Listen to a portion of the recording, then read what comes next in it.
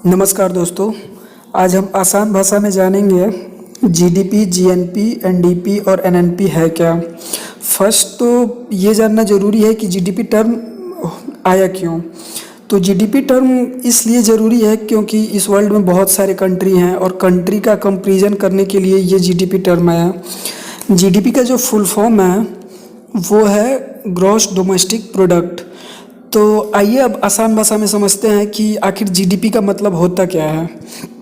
तो किसी भी जियोग्राफिकल बाउंड्री के अंदर एक साल में जो भी यहाँ पे गुड्स या सर्विसेज प्रोड्यूस होते हैं, ये भले ही वहाँ के नागरिक हो या कहीं किसी दूसरे देश के भी नागरिक हो, लेकिन इस जियोग्राफिकल बाउंड्री के अंदर काम कर रहे हैं और यहाँ पे प्रोडक्शन हो रहा है, तो ये जीडीपी के अंदर आएगा, ग्रॉस डोमेस्टिक प्रोडक्ट के अंदर आएगा।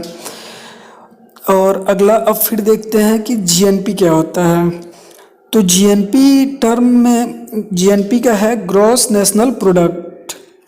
ग्रॉस नेशनल प्रोडक्ट में एक्चुअल होता क्या है कि किसी भी जियोग्राफिकल बाउंड्री के अंदर की बात नहीं की जाती है। इसमें ये होता है कि उस देश का नागरिक चाहे उसके जियोग्राफिकल बाउंड्री के अंदर काम करके गुड्स एंड सर्विस प्रोडक्ट कर रहा हो, या उस देश का नागरिक हो और कहीं दूसरे देश में काम करके जो रेमिटेंस भेजते हैं, वो भी इसी के अंडर आएगा, ग्रॉस नेशनल प्रोडक्ट के अंदर। और इसमें ये होता है कि अगर जियोग्राफिकल बाउंड्री के अंदर कोई फॉरेन कंपनी है तो इसको हम इंक्लूड नहीं करते हैं। जीडीपी में तो सबको करते थे जो भी बाउंड्री के अंदर हो, लेकिन जीएनपी में होता ये है कि हमारे देश का नागरिक भले अपने देश में काम करे या कहीं बाहर काम करे, उसके द्वारा जो गुड एंड सर्विस जो प्रोड्यूस किए जाते हैं वही सिर्फ जीएनपी में काउंट होता है। अगर हमारे देश के अंदर कोई भी फॉरेन कंट्री है या फॉरेन कोई भी काम कर रहा है तो उसको हम लोग इंक्लूड नहीं करते हैं। तो ये रहा जीएनपी का कॉन्सेप्ट। अब आगे चलते हैं। अब देखेंगे कि जीएनपी और जीडीपी का रिलेशन क्या है। तो देखिए, जीएनपी जो होता है, जीएनपी बराबर जीडीपी प्लस जो एन का जो टर्म है वो है कि नेशनल्स, जो मतलब हमारे नागरिक हैं वो अर्न इन फॉरेन कंट्री, मतलब जो बाहर देश में कमा रहे हैं वो, और जो माइनस करेंगे कि जो हमारे ही देश में जो फॉरेन लोग जो हैं, फॉरेन कंपनियां हैं वो काम कर रही हैं, तो उनको माइनस कर लेंगे, तब जाके हमारा जीएनपी निकल जाएगा। ये जीएनपी और जीडीपी का रिलेशन है, ठीक है। अगर सपोज डैट मान लीजिए कि किसी देश का जो national earn in foreign country है और foreign earn in with in country है, दोनों इक्वल है, तब क्या होगा। या एक अच्छा सा एग्जांपल लेते हैं नॉर्थ कोरिया का, जो वो वहाँ की क्लोज्ड इकोनॉमी है, ना वहाँ कोई बाहर का काम करता है और ना यहाँ के लोग कहीं बाहर जाते हैं काम करने। तो इस सिचुएशन में क्या होगा कि जीडीपी होगा ना, जीडीपी इक्वल्स टू जीएनपी हो जाएगा, ठीक है। अच्छा, एक क्वेश्चन मैं पूछना चाहूँगा आप लोगों से, कमेंट करके ज़रूर बताइएगा कि जीडीपी और जीएनपी दोनों में अपने देश का कौन बड़ा है, जीडीपी बड़ा है या जीएनपी बड़ा है, और बड़ा है तो क्यों बड़ा है। तो आपने कमेंट में अपना ओपिनियन दे दिया होगा, तो आइए इसको भी डिस्कस कर लेते हैं क्या होगा। देखिए, हम लोग को लगता है कि हमारे देश के लोग बाहर गए हैं, रेमिटेंस भेजते होंगे, तो हमारा जीएनपी ज़्यादा होना चाहिए, लेकिन एक्चुअल में जीएनपी ज़्यादा नहीं होता है। क्योंकि आप देखेंगे कि इंडिया में जितने भी कार हो गया, जो भी कार हो गया, एसी हो गया, सब कुछ बाहर की कंपनियों के द्वारा है। मोबाइल, आईफोन हो गया, सब बाहर की कंपनियां जो है वो बेचती हैं। इसलिए यहाँ पे जो फॉरेन लोग जो है, फॉरेन की कंट्रियों का सामान ज़्यादा है, इसलिए हमारा जो जीडीपी होगा वो जीडीपी ज़्यादा होगा, ना कि जीएनपी ज़्यादा होगा, ठीक है। क्योंकि वो लोग यहाँ आके काम कर रहे हैं तो जीडीपी ज़्यादा होगा। जो रेमिटेंस भेजते हैं वो रेमिटेंस इसके कंपैरिजन में कम होता है। तो ये रहा जीडीपी एंड जीएनपी का डाउट। अब हम बात करेंगे एनडीपी का। एनडीपी हो गया नेट डोमेस्टिक प्रोडक्ट, ठीक है। तो नेट डोमेस्टिक प्रोडक्ट जो है एनडीपी जो होता है वो जीडीपी होता है, उसमें से जो डिप्रेसिएशन होता है उसको माइनस कर लेते हैं। डिप्रेसिएशन होता है जैसे आपने अभी जस्ट कार खरीदा, कार की जो वैल्यू होती है दिन प्रतिदिन घटती जाती है, ठीक है। तो ये डिप्रेसिएशन में हो गया। या आपने कोई नया मशीन लिया, मशीन भी धीरे धीरे पुराना होता जाएगा, तो ये भी डिप्रेसिएशन में हो गया। तो एनडीपी निकालने के लिए आपको जीडीपी माइनस डिप्रेसिएशन करना पड़ेगा। इसी तरह एनएनपी अगर आपको जानना है तो एनएनपी के लिए आपको जीएनपी माइनस डिप्रेसिएशन करना होता है, और डिप्रेसिएशन आप समझ ही रहे हैं। चलिए एक और टर्म डिस्कस करते हैं, एक्सपेंसरी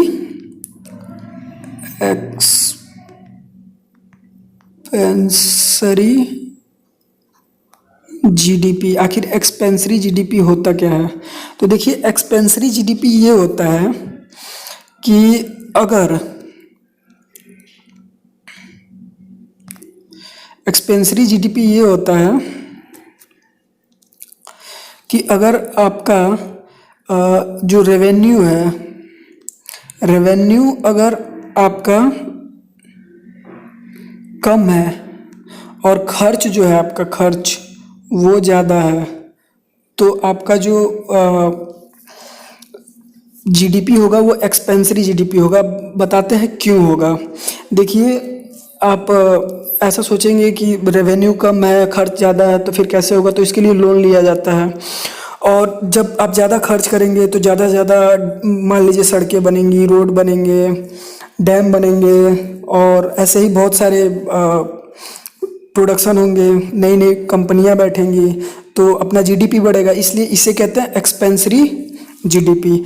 एक टर्म होता है कॉन्ट्रैक्शन जीडीपी। कॉन्ट्रैक्शन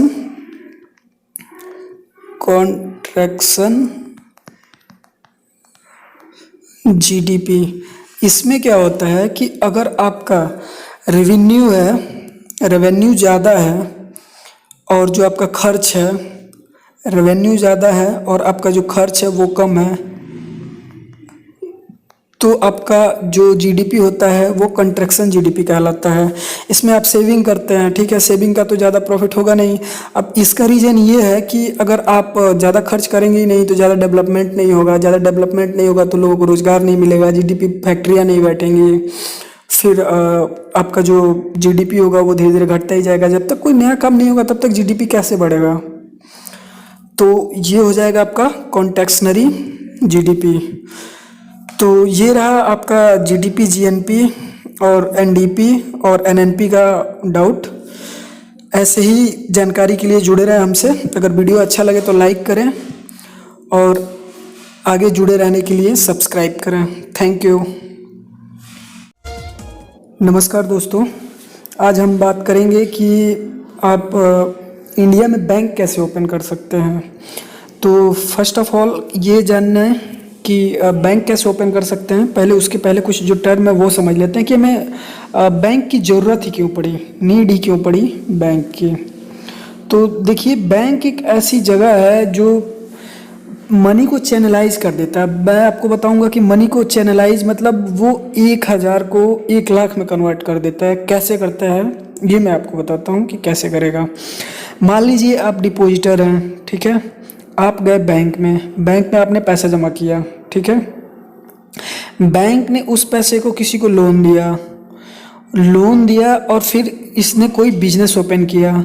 इसने बिजनेस ओपन करके वहाँ पे वर्कर को रखा। जो वर्कर होंगे उनको सैलरी मिलेगी। सैलरी मिलने के बाद ये फिर जो पैसा जो सेविंग करेंगे वो फिर बैंक में डालेंगे, ठीक है। तो देखिए पैसा तो वही है सेम, 100 रुपये मान लीजिए, 100 रुपये लेके चलते हैं, वही 100 रुपये फिर घूम फिर के वापस फिर से बैंक के पास आया, तो ये चैनलाइज होता है। ऐसे ही बहुत बड़ी चेन बन जाती है और सिर्फ आपका समझ लीजिए कि 1000 को 1 लाख में कन्वर्ट करने की ताकत होती है बैंक में। ये चैनलाइज कर देते हैं, मतलब जो पूंजी होती है उसको चलाने लगते हैं, मतलब चलने की अवस्था में ला देते हैं उन्हें, ठीक है, और उनकी जो वैल्यू होती है और बढ़ा देते हैं।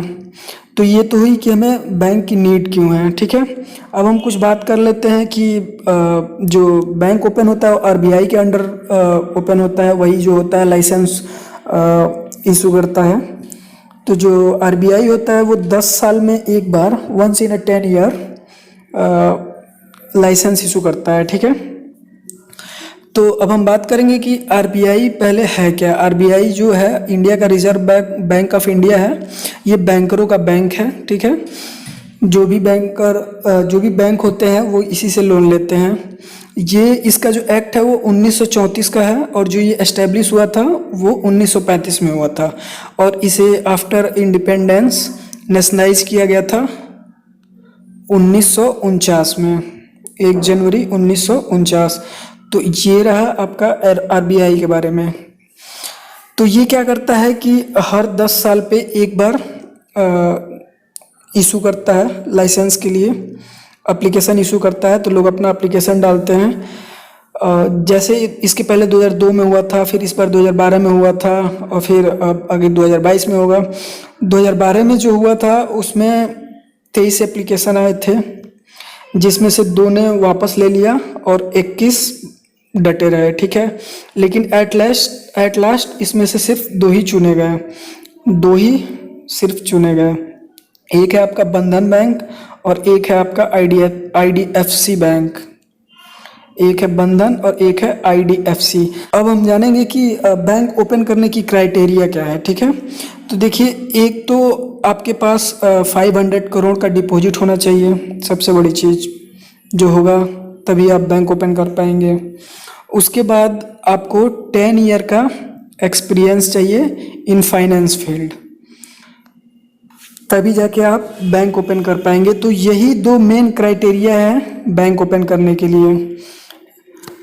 अब हम और बात करते हैं कि जो इंडिया का फर्स्ट बैंक कौन सा है। इंडिया में फर्स्ट बैंक जो था वो 1881 में आया था, जो कि एकदम इंडिया का नहीं था, वो बाहर के लोगों ने यहाँ पे खोला था, जिसे औध या अवध कमर्शियल बैंक कहते हैं। अब फर्स्ट बैंक ऑफ इंडिया कहा जाए तो ये है अपना पीएनबी, ठीक है। पीएनबी बैंक जो कि 1894 में लाहौर में ओपन किया गया था बाई लाला लाजपत राय। अभी आजकल जो आप एसबीआई का नाम सुनते हैं, एसबीआई को पहले इंपीरियल बैंक के नाम से जानते थे, जो कि 1921 में ओपन हुआ था, ठीक है। उसके बाद इसे कन्वर्ट करके एसबीआई में इसका नाम एसबीआई चेंज किया गया, जो कि 1955 में हुआ था और उसी समय इसका नेशनलाइज भी हुआ था। और एक इम्पोर्टेंट इन्फॉर्मेशन आपको दे दूं तो जो 14 बैंक थे उनका नेशनलाइज 1969 में हुआ था, 14 बैंकों का नेशनलाइज। तो फिर से एक बार बता दें आपको कि अगर आप बैंक खोलना चाहते हैं इंडिया में तो आपके पास 500 करोड़ का डिपॉजिट होना चाहिए और 10 ईयर का एक्सपीरियंस इन फाइनेंस होना चाहिए। अगर आपको वीडियो अच्छा लगा तो लाइक करें और हमसे जुड़े रहने के लिए सब्सक्राइब करें। नमस्कार दोस्तों, आज हम जो बैंक के टर्म होते हैं, जैसे बैंक रेट हो गया, रेपो रेट हो गया, एमएसएफ हो गया, सीआरआर हो गया, एसएलआर हो गया, ऐसे ही बहुत सारे टर्म हैं जिनके बारे में हम आसान भाषा में समझेंगे कि क्या हैं और कुछ चीज़ ऐसा लगता है कि सेम है, उनमें क्या बेसिक डिफरेंस है। सबसे ज़्यादा कन्फ्यूजन तो होगा आपको बैंक रेट हो गया, रेपो रेट हो गया और एमएसएफ हो गया। तो इन तीनों को जानने के पहले हम लोग को सीआरआर और एसएलआर जानना होगा। तो देखिए, जब भी कोई बैंक ओपन करता है आदमी तो सीआरआर जमा करना पड़ता है उसको 4%, जितना भी कैपिटल होता है उसका 4%। अब ये सीआरआर जमा क्यों करते हैं? क्योंकि एक ये सिक्योरिटी के पर्पज़ पे रखा जाता है। मान लीजिए कि आप सारा पैसा लोन में दे दिए, फिर डिपॉजिटर जो आए फिर अपना पैसा विड्रॉ करने के लिए आपके पास पैसा हो ही ना, तो फिर आपका बैंक फ्रॉड घोषित कर देंगे। इसके लिए एक टर्म बनाया गया है सीआरआर और एसएलआर, ठीक है। तो जो सीआरआर कैश रिजर्व रेशियो जो होता है वो 4% होता है। जितना भी आपका कैपिटल होगा, बैंक का कैपिटल होगा, उसका 4% आपको आरबीआई के पास रखना होगा और देन आता है SLR, स्टैट्यूटरी लिक्विडिटी रेशियो, ठीक है। तो ये जो मनी होता है ये बैंक अपने पास ही रखती है as a form of gold, cash या गवर्नमेंट सिक्योरिटी। और जब भी कैपिटल इंक्रीज होता है तो ये सब मेंटेन करना पड़ता है, वो आप मेंटेन ज़रूरी है करना ताकि आगे दिक्कत ना हो। तो ये हुआ CRR और SLR। अब हम बात करेंगे बैंक रेट, रेपो रेट और MSF। अब bank rate, repo rate, MSF से बात करने से पहले एक टर्म मैं बता दे रहा हूँ कि जो लोन्स होते हैं, लोन्स वो एसेट होते हैं बैंक के लिए, और जो डिपॉजिट्स होते हैं वो लाइबिलिटी होते हैं बैंक के लिए। अब एसेट्स और लाइबिलिटी आपको बता ही दे रहे हैं अगर आ गया टर्म तो। एसेट्स वो होता है जैसे संपत्ति हो, जिसे बेचकर आपको कुछ मिलना हो, उसे एसेट्स कहते हैं। लाइबिलिटी वो है कि आपने किसी से उधार लिया है, आपको देना है उसे, मतलब चुकाना पड़े, उसे लाइबिलिटी कहते हैं। अगर लाइव एग्जांपल बताएं आपको तो जैसे किसी पिता के एक लड़का है और एक लड़की है, तो जो लड़का होता है वो एसेट्स होता है और लड़की लाइबिलिटी होती है, क्योंकि उसे शादी करके उसको दे होके विदा करना होता है। देखिए किसी की भावनाओं को ठेस ना पहुंचे, ये सिर्फ एक एग्जाम्पल है, ठीक है। अब हम बात करेंगे ये बैंक रेट, रेपो रेट और MSF है क्या। देखिए तीनों सेम है।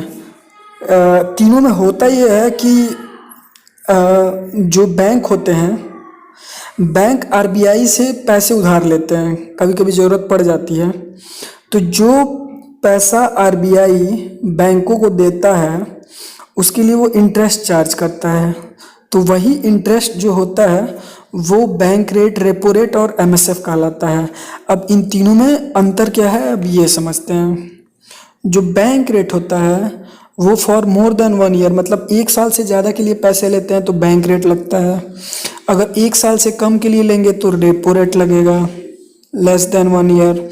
MSF होता है वो फॉर 24 ईयर्स। देखिए कभी कभी होता है ऐसा है कि कोई डिपॉजिटर आ गया, अपना बहुत ज़्यादा पैसा उसको ज़रूरत है तो निकाल ले गया, तो फिर आपको SLR में थोड़ा प्रॉब्लम आ जाता है, तो SLR को मेंटेन करना पड़ता है। तो इसके लिए MSF टर्म बनाया गया है, जो कि 24 घंटे के लिए जो बैंक होते हैं वो RBI से लोन ले लेते हैं ताकि उनका SLR और CRR मेंटेन रहे। तो ये हुआ bank rate, repo rate, MSF। देखिए एक बार मैं फिर बता दे रहा हूँ, वह रेट, वह इंटरेस्ट ऑफ रेट जिस पर बैंक ले रहा है, ठीक है, और RBI दे रहा है। तो RBI अगर दे रहा है तो कुछ ना कुछ इंटरेस्ट लेगा, ठीक है, तो ये वही इंटरेस्ट है। अब हम बात करेंगे आगे रिवर्स रेपो रेट का। अब इसमें देखिए उसका ठीक उल्टा होता है। इसमें क्या होता है कि जो RBI होता है, RBI बैंक से पैसा लेता है। अब इस बार देने वाला बैंक है और लेने वाला RBI है, तो इस पर भी जो इंटरेस्ट लगता है उसे कहते हैं रिवर्स रेपो रेट।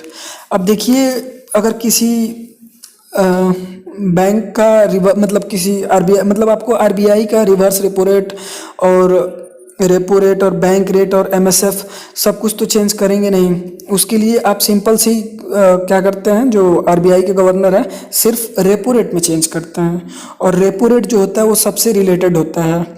देखिए अगर रेपो रेट मान लीजिए मान के चलते हैं 5% है, ठीक है, 5%, तो जो आपका रिवर्स रेपो रेट होगा वो हमेशा रेपो रेट से कम होता है 0.25 बेसिस, ठीक है। तो जो आपका रिवर्स रेपो रेट हो जाएगा वो हो जाएगा 4.75। और बात करें बैंक रेट और MSF का तो ये लगभग सेम ही होते हैं, तो ये हमेशा रेपो रेट से 0.25 बेसिस अधिक होते हैं।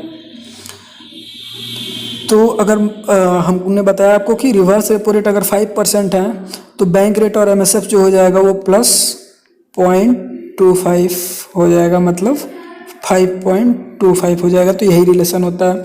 तो जब भी RBI के गवर्नर चेंज करते हैं तो सिर्फ और सिर्फ रेपो रेट में चेंज करते हैं, बाकी इनसे रिलेशन होता है ये अपने आप चेंज हो जाते हैं, एडजस्ट हो जाते हैं अगर कहा जाए तो ये तो हुआ इनका रिलेशन। अब आगे देखते हैं कि जो हम लोन लेते हैं उसे क्या कहते हैं। आपके दिमाग में ये क्वेश्चन तो होगा ही कि जो हम लोन लेते हैं उसे क्या कहते हैं, तो उसे कहते हैं बेस रेट।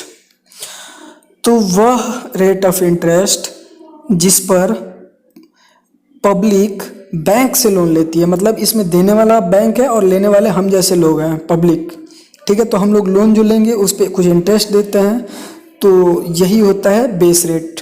ये बैंक का बेस रेट होता है। ठीक है, इस टाइम पे अप्रॉक्स आपका 8.75 के आसपास है बेस रेट। बाकी आप अपडेट कर लीजिएगा जब भी आप वीडियो देख रहे हो।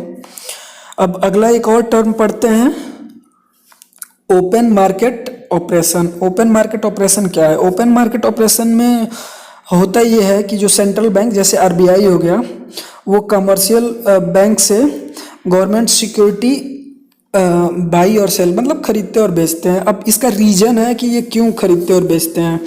मान लीजिए कि मार्केट में बहुत ज़्यादा इन्फ्लेशन बढ़ गया। इन्फ्लेशन मतलब लोगों के पास बहुत पैसा, लिक्विडिटी बहुत बढ़ गई है। ठीक है, किसी भी चीज़ का सब लोग बढ़ चढ़ के खरीद रहे हैं तो महंगाई बढ़ जाएगी, और महंगाई बढ़ना बहुत बुरी है। तो इसलिए आरबीआई क्या करेगा कि इन्फ्लेशन कंट्रोल करने के लिए अपना जो गवर्नमेंट सिक्योरिटी होगा वो गवर्नमेंट सिक्योरिटी निकालेगा और वो सेल करेगा बैंक को, या जो बैंक होंगे वो सेल करेंगे पब्लिक को, और पब्लिक से पैसा वापस ले लेंगे गवर्नमेंट सिक्योरिटी। उसके लिए होता है कि आप इंटरेस्ट मिलता है इन फ्यूचर 1 ईयर 2 ईयर या जो भी है, जैसे टाइम डिपॉजिट होता है। तो वैसे फिर मार्केट में पैसा कम हो जाएगा, फिर मार्केट को इन्फ्लेशन को कंट्रोल कर लेंगे। अब एक सिचुएशन आता है कि मार्केट में स्लो डाउन आ गया। अब स्लो डाउन क्या होता है? स्लो डाउन होता है कि मार्केट में पैसा ही नहीं है, लोगों के पास खरीदने के लिए पावर ही नहीं है। तो अगर खरीद ही नहीं पाएंगे, उनके पास पैसा ही नहीं होगा, तो डेवलप जीडीपी नहीं बढ़ेगी। जाहिर सी बात है, जब तक ग्रोथ नहीं होगा, नया कुछ बनेगा नहीं, तो जीडीपी बढ़ेगी ही नहीं। तो इसके लिए आरबीआई क्या करता है कि आरबीआई अब क्या करता है कि जो भी गवर्नमेंट सिक्योरिटी जो उसने खरीदे थे उसको सेल कर देता है। और नहीं सॉरी, जो गवर्नमेंट सिक्योरिटीज जो होते हैं वो वापस ले लेता है पब्लिक से। हाँ, वो वापस ले लेगा पब्लिक से। ठीक है, और उनको उसका इंटरेस्ट सहित पैसा दे देगा। तो फिर पब्लिक के पास पैसा हो जाएगा, और जब पब्लिक के पास पैसा हो जाएगा तो फिर ग्रोथ बढ़ेगा, जीडीपी बढ़ेगा, और स्लो डाउन जो है वो कंट्रोल हो जाएगा। तो मैं एक बार फिर से बता दे रहा हूँ कि जो ओपन मार्केट ऑपरेशन में होता है, अगर इन्फ्लेशन बढ़ रहा है तो मार्केट से पैसा आरबीआई खींच लेगा, मतलब वापस ले लेगा। ठीक है, और अगर स्लो डाउन हो गया तो मार्केट में ये पैसा इंजेक्ट कर देगा। गवर्नमेंट सिक्योरिटीज जो पब्लिक को बेचा रहेगा उसको ले लेगा, और उसके बदले उनका पैसा वापस कर देगा। फिर मार्केट में पैसा आ जाएगा और फिर स्लो डाउन का कंडीशन सही हो जाएगा। अब एक और टर्म आता है कॉल मनी और नोटिस मनी। अब ये कॉल मनी और नोटिस मनी क्या होता है, इसके बारे में भी समझते हैं। तो कॉल मनी होता है जैसे मान लीजिए यस बैंक है। ठीक है, यस बैंक में कोई जो उसका डिपॉजिटर है उसको इंस्टेंट 100 करोड़ की ज़रूरत पड़ गई है उसके अकाउंट में उतना, तो 100 कोई बिजनेसमैन ही है तो वो 100 करोड़ चाहिए इंस्टेंट। अगर उस बैंक में उस ब्रांच में, बैंक में तो होता ही है, उस ब्रांच में उतने पैसे नहीं है तो वो बगल वाले ब्रांच से पैसा मंगाने की कोशिश करेगा। लेकिन बगल वाला ब्रांच अगर सेम उसी बैंक का ब्रांच ढूंढेगा तो टाइम लगेगा, और इतने देर तक उसको वेट नहीं करा सकता है जो उसका कस्टमर है। क्योंकि अगर ऐसा करेगा तो फिर वो कहेगा कि इतना डिले करते आगे से वो पैसा ही नहीं रखेगा उस बैंक में, तो उसको जल्दी देना होता है। तो इसलिए वो आसपास के जो भी नियर बाई ब्रांच मिल गया, मान लीजिए जैसे एसबीआई का ब्रांच मिल गया। ठीक है, तो एसबीआई के ब्रांच मैनेजर से वो बात करेगा और वहाँ से पैसे ले लेगा जितने भी कम पड़ेंगे। तो वहाँ पे अपना कोई बंदा भेजेगा, उससे पैसे लेके और वो डिपॉजिटर को दे देगा। और फिर अगर उस जो पैसा उसने एसबीआई से लिया कुछ टाइम के लिए, अगर वो 24 घंटे के लिए या उसी वर्किंग डे के अंदर उसको इंटरेस्ट सहित, देखिए उतने देर के लिए भी उन्हें इंटरेस्ट देना पड़ता है। ठीक है, अगर वापस कर दिया तो उसे कहेंगे कॉल मनी। और अगर उस पैसे को वो 2 से 14 दिन तक डिले करता है तो उसे कहेंगे नोटिस मनी। तो थैंक यू। वीडियो अच्छा लगे तो लाइक करें और हमसे जुड़े रहने के लिए सब्सक्राइब करें। नमस्कार दोस्तों, आज हम बेसेल्स नॉर्म्स के बारे में जानेंगे जो यूपीएससी एग्ज़ाम के लिए या अदर एग्ज़ाम के लिए बहुत इम्पोर्टेंट है। आखिर ये बेसेल्स नॉर्म्स है क्या, इसको आसान भाषा में समझेंगे। तो फर्स्ट ऑफ ऑल बेसेल्स जो एक है वो बेसेल्स एक जगह का नाम है जो कि स्विट्ज़रलैंड में है, ठीक है। तो बेसेल्स नॉर्म्स आया क्यों, इसके पहले कुछ कहानी है जो कि समझते हैं। देखिए 1974 में एक हरस्टेट बैंक था जर्मनी का, ठीक है। उस समय बहुत ही कम इंटरनेशनल बैंक हुआ करते थे, जिनमें से ये भी एक था हरस्टेट बैंक, ठीक है, जिसकी ब्रांच यूएसए, अर्जेंटीना, जर्मनी, बाकी यूरोपियन यूनियन के कंट्री में थी, ठीक है। तो इनका काम, हरस्टेट बैंक का जो काम था वो क्या करते थे, डिपॉजिटर से पैसा लेते थे और डिपॉजिटर से पैसा लेके उसे बिजनेसमैन या किसी कंपनी को लोन दे देते थे, ताकि जिससे उनका प्रॉफिट होगा तो फिर अपने डिपॉजिटर को देंगे। तो ये हमेशा यही करते थे, डिपॉजिटर से लेते थे और बाकी लोन में दे देते थे। और बिजनेसमैन जो होते थे वो हर महीने कुछ इंस्टॉलमेंट देते थे और इंस्टॉलमेंट इनके पास आता था, फिर जितने डिपॉजिटर को ज़रूरत होती थी उनका पैसा मिलता रहता था। ऐसे ही काम चल रहा था। लेकिन 1974 में हुआ यूँ कि जो बिजनेसमैन थे इन्होंने लोन तो लिया लेकिन इंस्टॉलमेंट में डिले कर दिया, कुछ टाइम के लिए उन्होंने टाइम मांगा। उसी बीच हुआ ये कि कोई डिपॉजिटर जो था वह पहुंचा बैंक से विड्रॉ करने के लिए। जब इंस्टॉलमेंट डिले हो गया है तो बैंक के पास पैसा तो होगा नहीं। अब जब बैंक के पास पैसा नहीं होगा तो वो डिपॉजिटर को इंस्टेंट देगा कैसे, तो उसने कम पैसा दिया या थोड़ा वेट करने के लिए बोला। फिर डिपॉजिटर को मतलब शक हुआ कि हो सके बैंक करप्ट, मतलब बैंक फ्रॉड होने वाला है या बैंक करप्ट होने वाला है। तो ये गया और दूसरों से बोला आप भी जाइए और पैसा निकाल के देखिए बैंक पैसा दे रही है कि नहीं। इसकी वजह से पैनिक का सिचुएशन आ गया। सब लोग समझ गए कि ये पैसा लेके भाग मत जाए या मतलब डूब न जाए हमारा पैसा। तो सब लोग पहुंचे वहाँ पे पैसा निकालने के लिए, जो कि इसके पास हो तब तो इंस्टॉलमेंट आ नहीं रही थी आगे से। तो इसकी वजह से ये बैंक के जितने भी डिपॉजिटर थे अपना जो भी पैसा था धीरे धीरे निकालना शुरू कर दिया और बैंक फ्रॉड हो गया। उसके बाद उस टाइम पे ये था कि ये जो बैंक था ये बहुत से सारे बैंकों से कनेक्टेड होते थे। जितने भी इंटरनेशनल बैंक होते हैं वो आपस में कनेक्टेड होते हैं। तो कनेक्टेड होने की वजह से जब ये वाला बैंक फ्रॉड हुआ तो लोगों का विश्वास कम हुआ दूसरे बैंक के प्रति भी। दूसरे बैंक का भी जो क्या साख था वो भी थोड़ा कम हुआ, गिरा।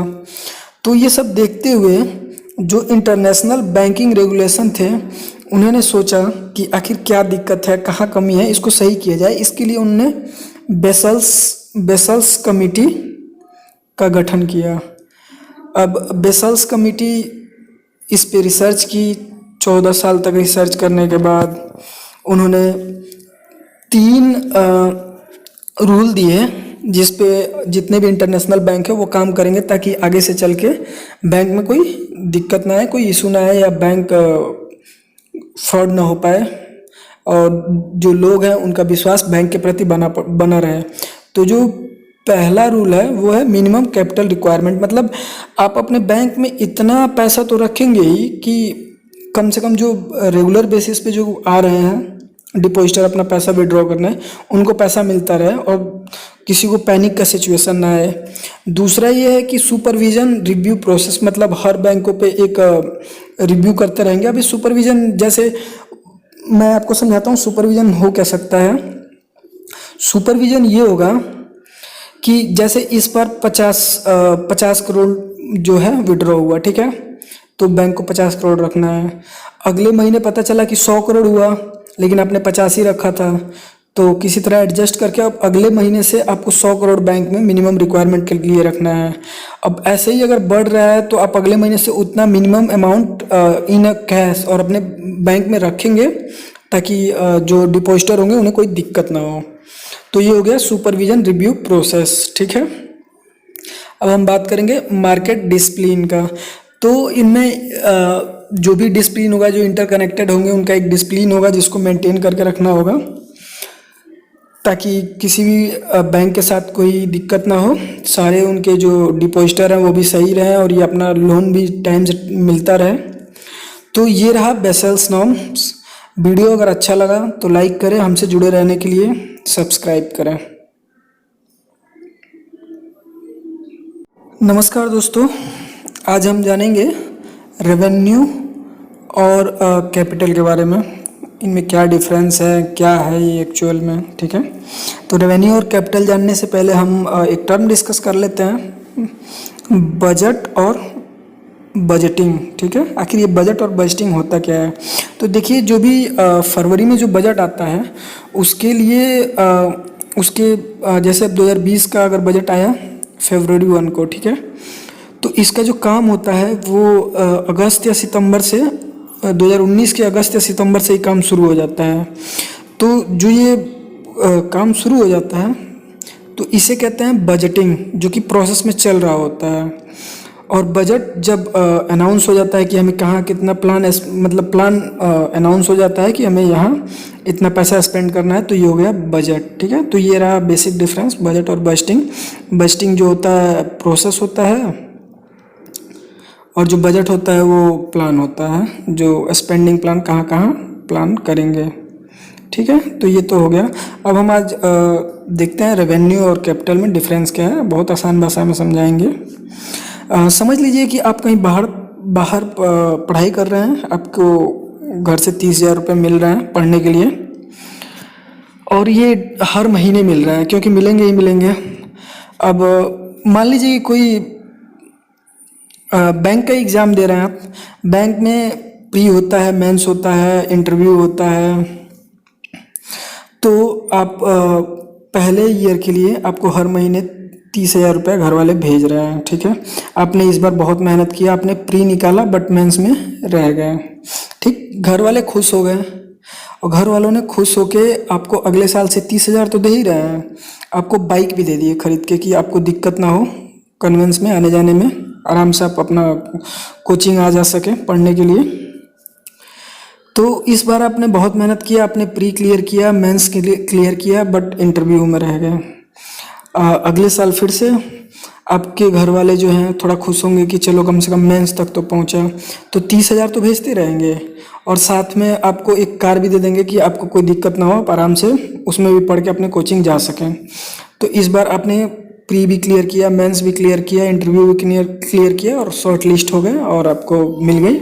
तो इस बार अभी तो जस्ट लग नहीं जाएगी, कुछ दिन के लिए होगी छुट्टी, तो अब आपको 30,000 भेज रहे हैं और प्लस हेलीकॉप्टर दे दिए घूमने के लिए। देखिए ये है हाइपोथेटिकल है बट फिर भी समझाने के लिए। तो देखिए, जो इसमें 30,000 जो हर महीने आपको मिल रहा है ना, आपको जो 30,000 हर महीने मिल रहा है डेली बेसिस पे, समझ लीजिए इसे कहते हैं डेली बेसिस पे, तो ये हो गया आपका रिवेन्यू, ठीक है। लेकिन वंस इन अ वाइल, मतलब कभी बाइक मिल गया, कभी कार मिल गया, कभी आपको हेलीकॉप्टर मिल गया, तो ये जो होता है इसे कहते हैं हम कैपिटल, ठीक है। तो ये डिफरेंस रहा रिवेन्यू और कैपिटल में। तो जो रेवेन्यू होता है वो समझ लीजिए डे टू डे लाइफ में मिलता रहता है, मतलब दैनिक कार्यों के लिए मिलता रहता है। और जो कैपिटल होता है कभी कभी खुश होकर कुछ मिल जाता है, या ये देखिए कैपिटल जो होता है वो ह्यूज अमाउंट होता है, बहुत ह्यूज अमाउंट एक ही साथ, ठीक है। और रेवेन्यू जो होता है कि हमेशा खर्चे के लिए एक फिक्स रेट होता है, वो मिलता रहता है। तो ये डिफरेंस रहा आपका रिवेन्यू और कैपिटल में।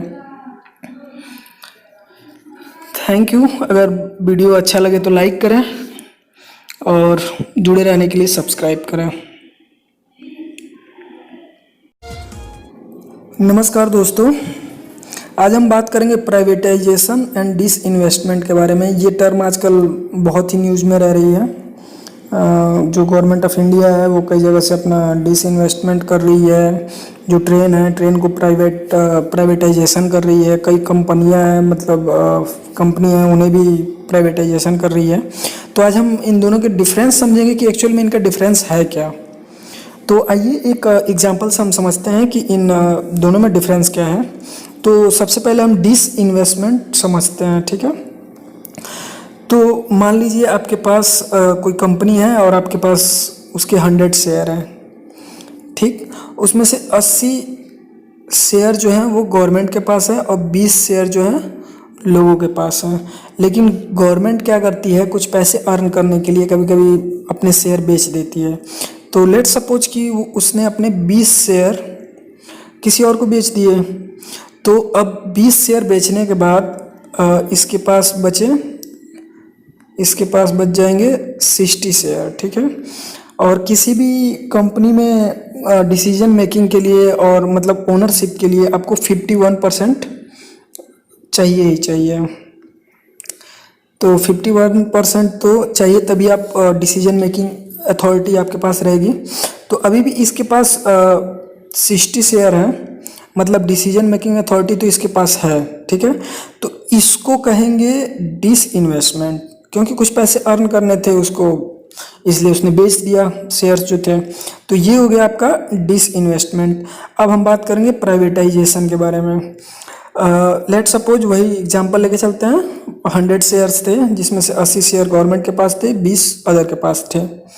इसमें से कंपनी ने गवर्नमेंट ने क्या किया कि अपने 31 शेयर बेच दिए। अब उसके पास कितने बचे? 49। और अदर के पास कितने हो गया? 51। अब मान लीजिए कि किसी ने ये 51 का 51 शेयर खरीद लिया और फिर उसके पास इसका ओनरशिप चला जाएगा, डिसीजन मेकिंग भी चला जाएगा। तो ये इसका जो डिसीजन होगा वो गवर्नमेंट ना लेके अब प्राइवेट जो अदर लोग होंगे वो लेंगे। तो ये टर्म कहलाता है प्राइवेटाइजेशन, ठीक है। तो आप समझ गए होंगे कि डिस इन्वेस्टमेंट और प्राइवेटाइजेशन एक्चुअल में है क्या, इसमें अंतर क्या है। आसान शब्दों में कहा जाए तो डिस इन्वेस्टमेंट जो होता है उसमें गवर्नमेंट के पास उसके डिसीजन मेकिंग अथॉरिटी होती है, और प्राइवेटाइजेशन में उसका शेयर तो होता है उसमें, लेकिन जो डिसीजन मेकिंग अथॉरिटी होती है वो किसी और के पास होता है। तो थैंक यू। वीडियो अच्छा लगे तो लाइक करें और हमसे जुड़े रहने के लिए सब्सक्राइब करें। नमस्कार दोस्तों, आज हम पढ़ेंगे डिफिसिट के बारे में। इसके पहले हम डिफिसिट पढ़ें, इससे पहले हम रेवेन्यू और कैपिटल का जो डिफरेंस होता है वो पिछले लेक्चर में हम देख लिए थे। तो आइए समझते हैं कि एक्चुअल में रेवेन्यू का सोर्स क्या है और एक्सपेंडिचर ऑफ रेवेन्यू क्या है। तो देखिए, जो सोर्स ऑफ रेवेन्यू है वो दो टाइप के होते हैं। एक होते हैं टैक्स रेवेन्यू और दूसरा होता है non tax revenue. Tax revenue में जो आता है वो इनकम टैक्स हो गया, जीएसटी हो गया, वैट हो गया, सेल टैक्स हो गया, कॉर्पोरेट टैक्स हो गया। और नॉन टैक्स में आ गया जैसे फ़ाइन, जैसे मान लीजिए आप बाइक से कहीं जा रहे हैं, आप हेलमेट नहीं पहने हैं तो चालान कट गया, या आपके पास लाइसेंस नहीं है तो चालान कट गया, तो वो भी सरकार के पास ही पैसा जाता है। तो ये हो गया आपका एक नॉन टैक्स रेवेन्यू। या ग्रांट्स और लोन में अंतर होता है। लोन वो होता है जिसको वापस करना पड़ता है, जो लेता है वो पैसा फिर वापस करता है। बट जो ग्रांट होता है, ग्रांट समझिए दान होता है एक। और उसके बाद है इंटरेस्ट ऑफ लोन और इंटरेस्ट पेमेंट, ठीक है। तो ये आ गया आपका नॉन टैक्स रेवेन्यू में। अब हम देखेंगे कि एक्सपेंडिचर ऑफ रेवेन्यू क्या होता है। एक्सपेंडिचर ऑफ रेवेन्यू में हो गया प्लान एक्सपेंडिचर और नॉन प्लान एक्सपेंडिचर, ठीक है।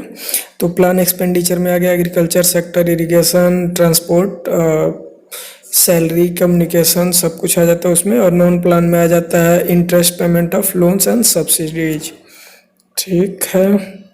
देन अब बात करते हैं सोर्स ऑफ कैपिटल और एक्सपेंडिचर ऑफ कैपिटल, ठीक है। तो सोर्स ऑफ कैपिटल में आ गया taking loan, recovering of loan. Recovering of loan होता है कि मान लीजिए आपने लोन कभी दिया था, आज पूरा लोन आपको वापस मिल रहा है, वो हो गया रिकवरिंग ऑफ लोन हो गया, ठीक है। ऐसे ही कोई एसेट जो होता है वो सेल कर देते हैं, जैसे कोई कंपनी हो गई, नवरत्ना कंपनी, महारत्ना कंपनी, उसको बेच दिया गया, तो उसके थ्रू जो मिलता है मनी वो होता है सेल एसेट्स में आ जाता है, ठीक है। अब एक्सपेंडिचर ऑफ कैपिटल की बात करते हैं। स्टेट को लेने देने में, मतलब स्टेट को जो पैसा देते हैं उसमें, ठीक है, पुराने लोन को चुकाने में और इमरजेंसी में स्टेट को ग्रांट देने में, ठीक है। अब हम जो मेन टॉपिक है उसकी बात करेंगे। पहले हम इसको एक बार वैसे देख लेते हैं, उसके बाद इसको हम बारीकी से समझेंगे। फर्स्ट जो है रेवेन्यू डिफिसिट है, ठीक है। रेवेन्यू डिफिसिट होता है revenue expenditure minus revenue receipt. अब फिजिकल डिफिसिट होता है total expenditure minus total receipt. उसके बाद होता है प्राइमरी डिफिसिट, इसमें होता है physical deficit minus interest payment. अब तो ये हो गया नॉर्मल। अब हम इसको अपने भाषा में कैसे समझें, तो इसके लिए हम फिर से एक बार इसको अच्छे से समझते हैं ताकि हमेशा के लिए हमें याद हो जाए। तो देखिए, जो रेवेन्यू होता है वो होता है जो डेली बेसिस, जो पिछले वीडियो में बताया था उसका होता है रेवेन्यू डिफिसिट होता है, ठीक है। जो डेली बेसिस में खर्च होता है वो हो गया revenue expenditure minus revenue receipt, ठीक है। इसीलिए मैंने आपको रेवेन्यू एक्सपेंडिचर और सोर्स ऑफ रेवेन्यू भी दिखाया था। तो रेवेन्यू एक्सपेंडिचर एक बार देख लेते हैं। एक्सपेंडिचर ऑफ रेवेन्यू में ये आ गया एग्रीकल्चर सेक्टर में, इरिगेशन में, ट्रांसपोर्ट में और सैलरी वैलरी में जो भी होता है वो रेवेन्यू एक्सपेंडिचर में चला जाता है। अब बात करते हैं फिजिकल डिफिसिट का। फिजिकल डिफिसिट मतलब टोटल, देखिए इसमें रेवेन्यू भी होगा और कैपिटल भी होगा, इसको थोड़ा अच्छे से समझते हैं। तो फिजिकल डिफिसिट में हो जाएगा total expenditure minus total receipt, ठीक है। तो टोटल एक्सपेंडिचर मतलब जो रेवेन्यू के द्वारा रेवेन्यू एक्सपेंडिचर हो गया वो भी आ जाएगा, कैपिटल एक्सपेंडिचर हो गया वो भी आ जाएगा, ठीक है। तो ये फिजिकल डिफिसिट पूरे के लिए होता है जिसमें रेवेन्यू भी कवर होता है और कैपिटल दोनों कवर होता है। लेकिन हम कैपिटल के लिए अलग से नहीं करते हैं, क्योंकि अगर टोटल मालूम है आपको, ठीक है, और उसका एक पार्ट रेवेन्यू पता है, तो टोटल में से रेवेन्यू के माइनस कर देंगे तो आपका कैपिटल निकल जाएगा, इसलिए कैपिटल डिफिसिट नहीं फाइंड करते हैं। तो ये हो गया रेवेन्यू डिफिसिट पहला, जिसमें revenue expenditure minus revenue receipt हो गया। अब हम फिजिकल डिफिसिट को और अच्छे से समझते हैं।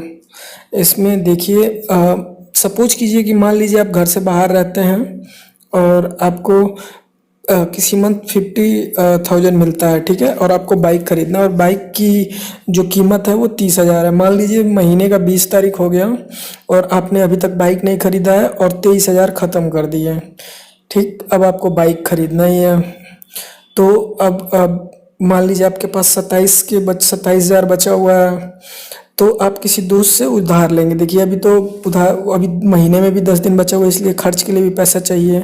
तो मान लीजिए कि आप उससे 10,000 रुपये उधार लिए, तो 3,000 रुपये जो था वो बाइक में लगाए, बाकी 7,000 रेंट के लिए। तो जो ये 3,000 होगा ये हो जाएगा आपका कैपिटल डिफिसिट, और जो 7,000 होगा वो रेवेन्यू डिफिसिट में चला जाएगा, ठीक है। तो ये फिजिकल डिफिसिट में दोनों आ जाते हैं, जो कि आप आसानी से समझ सकते हैं। अब ये तो हो गया रेवेन्यू और फिजिकल की बात। अब प्राइमरी मतलब कुछ चीज़ ऐसा भी होता है जो कि बहुत साल पहले से लोन लिया गया है, उसका इंटरेस्ट अभी तक हम देते आ रहे हैं, ठीक है। तो वो हमारी तो खर्च है नहीं, वो पहले से ही आ रहा है जो कि देना ही पड़ रहा है। तो इसलिए टर्म निकला प्राइमरी डिफिसिट, मतलब एक्चुअल में जो मतलब जेन्युइन खर्च है वो कितना है, प्राइमरी मतलब जो खर्च है वो है कितना। तो इसके लिए क्या करते हैं, जो फिजिकल डिफिसिट मतलब टोटल डिफिसिट जो बताया था, रेवेन्यू और कैपिटल का मिलके जो फिजिकल डिफिसिट होता है, उसमें से हम माइनस कर देंगे इंटरेस्ट पेमेंट को, तो आपका प्राइमरी डिफिसिट मिल जाएगा।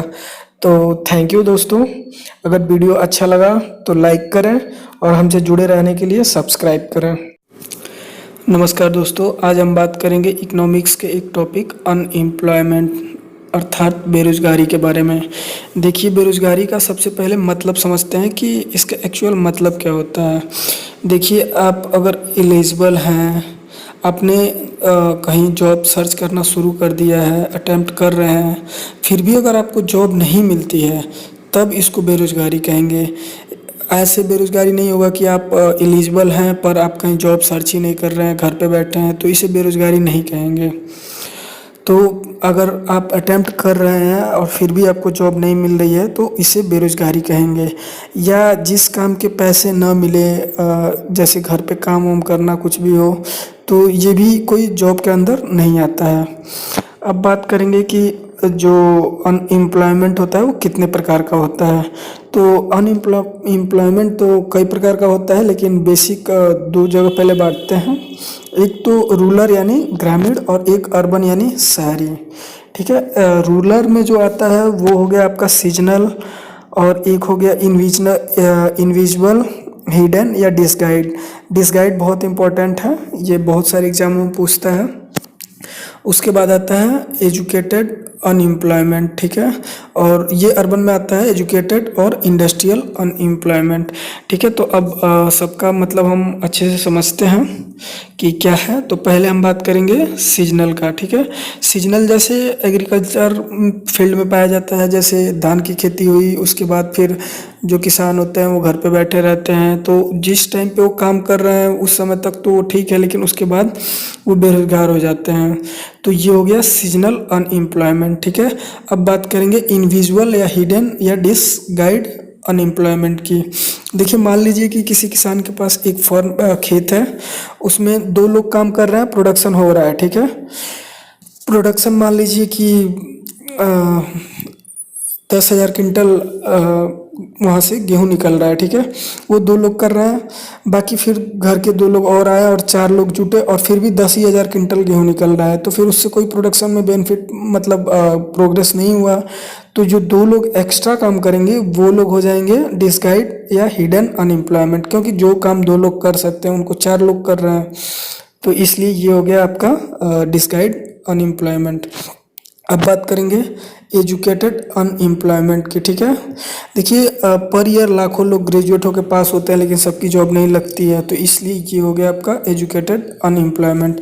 अब बात करेंगे इंडस्ट्रियल अनएम्प्लॉयमेंट या अंडर अनएम्प्लॉयमेंट। ठीक है, देखिए जैसे आजकल क्या हो रहा है कि जो डिप्लोमा या आईटीआई वाले काम कर सकते हैं, तो जॉब ना होने की वजह से वहाँ बीटेक वाले भी जाके कम पैसों में काम कर रहे हैं। जैसे अगर 30-40 हज़ार का बीटेक वाला काम है, तो वो 10,000 में भी जाके कर ले रहा है। तो ये हो गया आपका इंडस्ट्रियल अनएम्प्लॉयमेंट।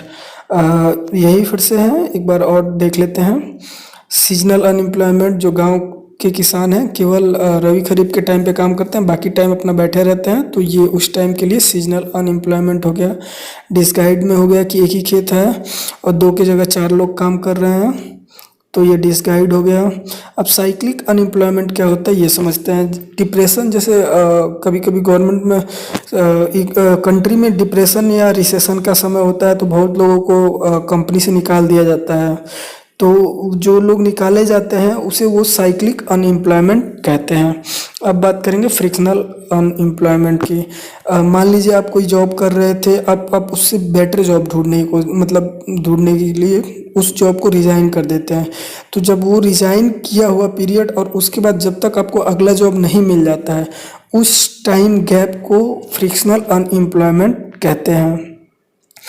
अब बात करेंगे हम स्ट्रक्चरल अनएम्प्लॉयमेंट की। ठीक है, स्ट्रक्चरल अनएम्प्लॉयमेंट क्यों होता है, क्योंकि देखिए इसमें mismatch of demand and supply. जैसे कि किसी लेबर के पास स्किल नहीं है, ठीक है, और जो कंपनी वाले हैं उनका किसी स्किल वाले लेबर का डिमांड है, तो इसकी वजह से वो पहले वहाँ काम कर रहा था, अब जैसे कंप्यूटराइज हो जा रहा है तो वो काम नहीं कर पा रहा है, तो उसको निकाल दिया गया। तो वो हो गया स्ट्रक्चरल अनएम्प्लॉयमेंट, क्योंकि डिमांड और सप्लाई मैच नहीं कर रहा है। क्योंकि अब धीरे धीरे कंप्यूटर का ज़माना आ रहा है, आर्टिफिशियल इंटेलिजेंस का ज़माना आ रहा है, और पुराने लोगों को इन सब का नॉलेज नहीं है, तो उनको निकाल दिया जाएगा। तो इसकी वजह से उनका निकाल दिया जाना ये स्ट्रक्चरल अनएम्प्लॉयमेंट होता है, क्योंकि उनकी जॉब छूट जाती है। अब बात करेंगे ओपन अनएम्प्लॉयमेंट की। तो देखिए कभी कभी गवर्नमेंट भी एफर्ट नहीं दिखाती है कि नोटिफिकेशन जल्दी दें, एग्ज़ाम अच्छे से करवाएं। जैसे आप एसएससी का एग्ज़ाम देख ही रहे हैं कि हमेशा डिले रहता है, तो इसकी वजह से भी तो बेरोजगारी बढ़ ही रही है। तो ये हो गया ओपन अनएम्प्लॉयमेंट। और गवर्नमेंट के तरफ से अनएम्प्लॉयमेंट को रोकने के लिए एक प्रोग्राम चलाया जाता है, एमजी नरेगा। ठीक है, तो यही है नरेगा, जिसकी वजह से गवर्नमेंट चला रही है ताकि अनएम्प्लॉयमेंट दूर किया जा सके। तो ये रहा आपका अनएम्प्लॉयमेंट का टॉपिक। थैंक यू दोस्तों, अगर अच्छा लगे तो लाइक एंड सब्सक्राइब करें। धन्यवाद। Next topic of economics is major agriculture revolution. ठीक है, तो आज हम बात करेंगे एग्रीकल्चर रिवॉल्यूशन कौन कौन से हैं। तो फर्स्ट है रेनबो रेवोल्यूशन, जिसमें ओवरऑल एग्रीकल्चर डेवलपमेंट आ जाता है। देन है ग्रीन रिवॉल्यूशन, उसमें wheat, rice, pulses, foreign food grain production आ जाता है। देन है वाइट रिवॉल्यूशन, जिसमें मिल्क आ जाता है। देन सिल्वर में है एग आ जाता है। उसके बाद है सिल्वर फाइबर रिवॉल्यूशन, जिसमें कॉटन रिवॉल्यूशन आ जाता है। और एक होता है गोल्डन फाइबर रिवॉल्यूशन, जिसमें जूट प्रोडक्शन आ जाता है। ठीक है, तो ये ध्यान रखिएगा दोनों में। देन ब्लैक रिवॉल्यूशन है, इसमें पेट्रोलियम आ जाता है। फिर ब्लू रिवॉल्यूशन है, जिसमें फिश आ जाता है। देन ब्राउन रिवॉल्यूशन है, जिसमें leather and food processing unit आ जाता है। देन गोल्डन रिवॉल्यूशन है, उसमें फ्रूट्स, हॉर्टिकल्चर एंड हनी आ जाता है। उसके बाद है गोल्डन फाइबर रिवॉल्यूशन, जिसमें जूट आ जाता है, जो हमने बात कर लिया। देन ग्रे रिवॉल्यूशन है, जिसमें फर्टिलाइजर आ जाता है। उसके बाद है पिंक रिवॉल्यूशन, जिसमें ओनियन, प्रॉन्स मतलब झींगा होता है, जो एक सी में पाया जाता है, सी फूड समझ सकते हैं आप। उसके बाद है रेड रिवॉल्यूशन, जिसमें मीट और टोमेटो आ जाता है। देन है राउंड रिवॉल्यूशन, जिसमें पोटैटो रिवॉल्यूशन आ जाता है। और एक और इम्पोर्टेंट चीज़ बता दें कि शिमला में आलू का अनुसंधान केंद्र है। देन आता है येलो रिवॉल्यूशन, जिसमें ऑयल सीड्स आते हैं। तो ये तो रहा आपका मेजर एग्रीकल्चर रिवॉल्यूशन। अब हम बात करेंगे इम्पोर्टेंट कल्चर के बारे में। तो हॉर्टिकल्चर रिलेटेड है फ्रूट्स और वेजिटेबल से, एग्रीकल्चर रिलेटेड है क्रॉप से, फ्लोरिकल्चर रिलेटेड है फ्लावर से, सिल्वीकल्चर रिलेटेड है फॉरेस्ट से, सेरीकल्चर रिलेटेड है सिल्क से। देखिए सिल्वी और सेरी में कंफ्यूजन हो सकता है। तो देखिए सिल्वी में जो एल दिख रहा है, एल मतलब एक पेड़ जैसा समझ लीजिए, तो ये फॉरेस्ट से रिलेट कर लीजिएगा।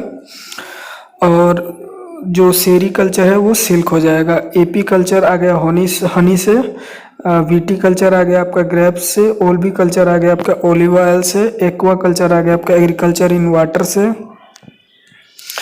देन पीसेस कल्चर आ गया आपका फिश से। फिर मैरी कल्चर आ गया आपका एक्वेटिक प्लांट्स से। तो थैंक यू दोस्तों, ये रहा हमारा पापा वीडियो, जिसमें आपके सारे इकोनॉमिक्स के लगभग टॉपिक कवर हो गए हैं। और आप थोड़े एक दो टॉपिक बचे हुए हैं, जो कि आप खुद भी देख सकते हैं। बाकी मोस्टली इन्हीं सब टॉपिकों से आपका क्वेश्चन आता है। ये एक बार पढ़ लेंगे तो आप मान के चलिए कि इकोनॉमिक्स के 5 क्वेश्चन में से 4 क्वेश्चन तो पक्का कर लेंगे। एक क्वेश्चन में डाउट रहेगा, जो कि उसके लिए थोड़ा और पढ़ना पड़ेगा। तो यही है इम्पोर्टेंट टॉपिक, जो आपको एक ही वीडियो में मिल जाएगा। आप आसानी से परीक्षा के पहले ये रिवीजन कर सकते हैं। तो थैंक यू दोस्तों, अगर हमारा एफर्ट अच्छा लगे तो लाइक करें और सब्सक्राइब करें और दोस्तों के साथ शेयर करें।